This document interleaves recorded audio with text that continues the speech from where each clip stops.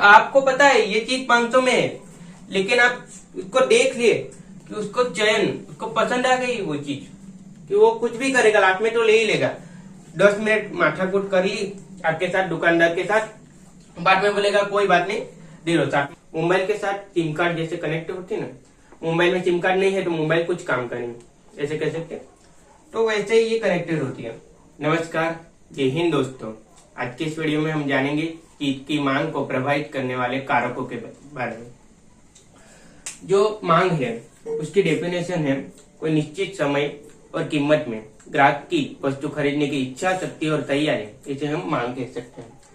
और ये जो रिलेटेड है वो कोई भी दुकानदार हो उसके बिक्री से रिलेटेड है, कि वो बेचेगा कोई भी चीज को, जो प्रोडक्ट है उसमें बढ़ाव चढ़ाव कब होगा, उसकी मांग कब बढ़ेगी कब घटेगी, या तो फिर हम देखते हैं ग्राहक जो कंज्यूमर है उसके दृष्टिकोण से वो कब कोई चीज खरीदेगा या नहीं खरीदेगा, यानी जो डिमांड है वो कब बढ़ेगी और कब घटेगी, इसके बारे में हम जानेंगे। ये हर दुकानदार को जानना चाहिए कि जो ग्राहक है उसकी अपेक्षाएं क्या होती है, उसकी अपेक्षाएं इसके अंदर की गई है।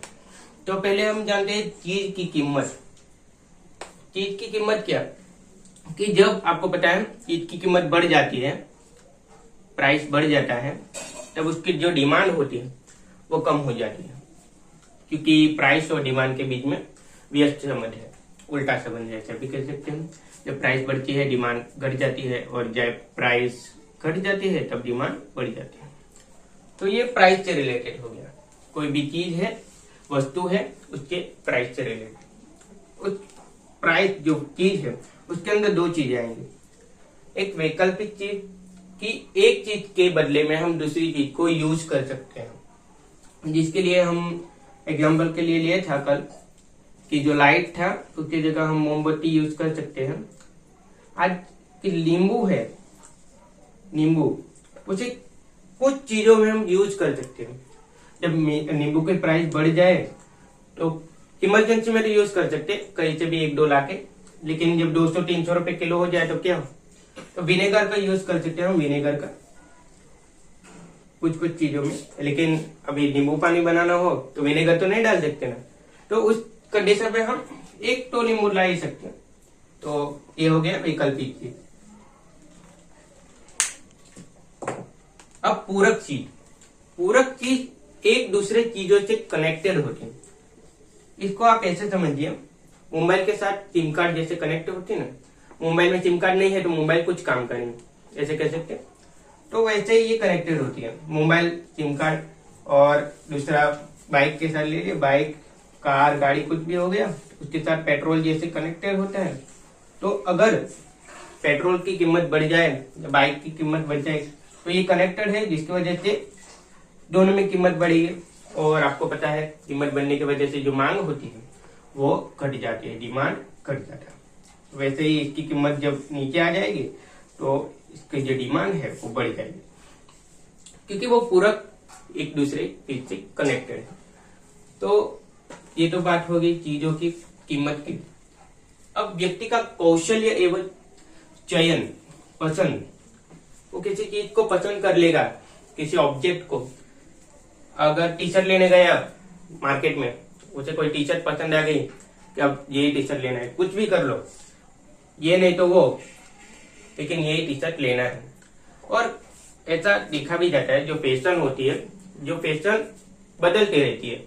अभी दुकानदार को क्या करना होता है, जो पुरानी चीज होती है, जो पुरानी फैशन की कोई भी टी शर्ट होती है, उसको आप सेल में निकाल लो, या तो फिर नई जनरेशन की जो नई फैशन है उसकी चीज तो लानी पड़ेगी, शर्ट टी शर्ट जो भी है लास्ट में लानी पड़ेगी। क्योंकि अगर आप पुराने जमाने के फैशन के कोई भी चीज रखते हो तो वो तो नहीं बिकेगी, कुछ भी कर लो नहीं बिकेगी, क्योंकि ये उसकी डिमांड है, सामने वाले की, जो ग्राहक है, कंज्यूमर है, उपभोक्ता है, उसकी डिमांड है कि उसको फैशन के हिसाब से, उसका कौशल है उसके हिसाब से एवं चयन, किसी चीज को वो पसंद कर लेगा तो वो लेके ही रहेगा। बट आपको पता चल गया दुकानदार को अभी इसको ये चीज पसंद आ गई, बन सकता है वो 500 की चीज हो तो दुकानदार बोलेगा नहीं 700 में, मैं तो 700 में ही बेचूंगा। वो बाद में बोलेगा भाव घटा लो भाई, मैं 200-300 रुपये घटा लो, 500 में दे दो मुझे। जब आपको पता है ये चीज 500 में है, लेकिन आप उसको देख लिए कि उसको उसको पसंद आ गई वो चीज, कि वो कुछ भी करेगा लास्ट में तो ले ही लेगा। 10 मिनट माथाकूट कर ली आपके साथ, दुकानदार के साथ, बाद में बोलेगा कोई बात नहीं, दे लो 700 में तो 700 में दे दो, मुझे कोई फर्क नहीं पड़ता। ये चीज है पैशन के हिसाब से। आप कोई चीज लाओ तो किसी ग्राहक को पसंद आ गई तो वो कुछ भी करके वो चीज ले लेगा, भले 100-200 रुपये ज्यादा देना पड़े तो कुछ नहीं।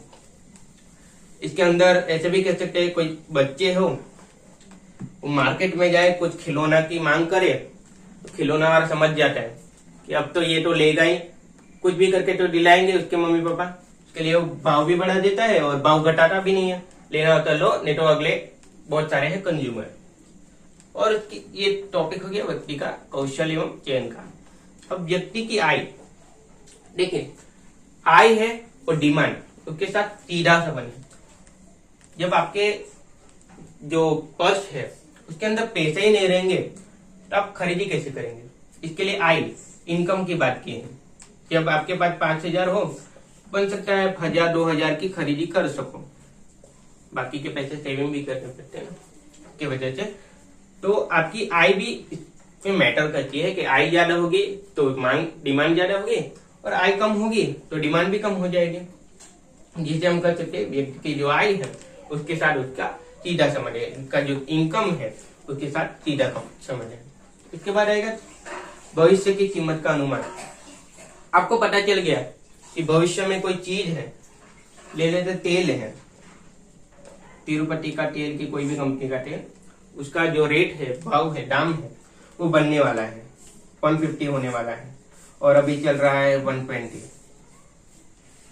तो कुछ लोग होते हैं, कुछ ग्राहक होते हैं जो एक्स्ट्रा ले लेंगे 5 लीटर का ले लो तो 600 कुछ रुपए होंगे, 600 से ज्यादा भी होंगे, तो 5 लीटर का ले लेंगे, क्योंकि उनको पता है भविष्य में जो तेल है उसका दाम बढ़ने वाला है। भविष्य के अनुसार अभी प्रेजेंट वर्तमान में इस चीज की डिमांड बढ़ गई। देखो भविष्य का पता चल जाए तो क्या हो सकता है वर्तमान में, सोचो आप। भविष्य में पता चल गया तेल का 150 है तो अभी उसकी जो डिमांड है वो बढ़ गई। अभी वैसे ही जब पता चला कि भविष्य में इसका दाम गिरने वाला है, इसका 120 तो 100 होने वाला है, तो अभी नहीं खरीदेंगे। इसका मतलब क्या है, डिमांड घट जाएगी इधर से। तो भविष्य वो वर्तमान पे बहुत हावी होता है और जो वर्तमान है उस पर बहुत असर करता है। और 5वां मुद्दा है जनसंख्या एवं जनसंख्या के आयु वर्ग। अब जनसंख्या है, इसके लिए सीधे हम कॉन्सेप्ट लेते हैं। देखिए कोई भी एक दुकान है, ए नाम की दुकान, उसके अंदर एक व्यक्ति आया, वो 2 टी-शर्ट खरीदा, 2 शर्ट खरीद लिया, टी-शर्ट कुछ भी, तो एक व्यक्ति 2 शर्ट खरीदा। वैसे ही 10 व्यक्ति आ गए, 10 2 20 शर्ट खरीदा। मतलब क्या, जनसंख्या बढ़ी, इधर व्यक्ति की संख्या बढ़ गई, वैसे जो डिमांड है वो बढ़ गई। मतलब देश के लेवल पे, राज्य के लेवल पे, दुनिया के लेवल पे जैसे ही जनसंख्या बढ़ेगी तो डिमांड भी बढ़ेगी। इसका मतलब जनसंख्या और डिमांड के बीच में सीधा संबंध है। और जनसंख्या के आयु वर्ग, कोई एक क्षेत्र है आपके यहाँ, उस क्षेत्र में आपको पता चल गया कि इधर किड्स जो बच्चे हैं वो ज्यादा है, या तो फिर जो युवा वर्ग है वो ज्यादा है, या तो जो बड़े बुजुर्ग है उसका वर्ग ज्यादा है। तो जब आपको पता चल गया जो किड्स है उसका ज्यादा है, तो आप खिलौना ज्यादा बेचोगे उधर, जो भी खिलौना है, और शर्ट टी-शर्ट वॉच ये सारी चीज हो गई जो युवा के लिए बेच सकते हो। वो किस चीज पे मैटर करेगा, आयु वर्ग पे, कि कौन सा आयु वर्ग अपने इधर जा रहा है। भारत देश में तो यंग ज्यादा है, इसलिए इधर बेच सकते बहुत सारी चीजें। तो आज के लिए बस इतना ही, मिलते हैं अगले नेक्स्ट वीडियो में।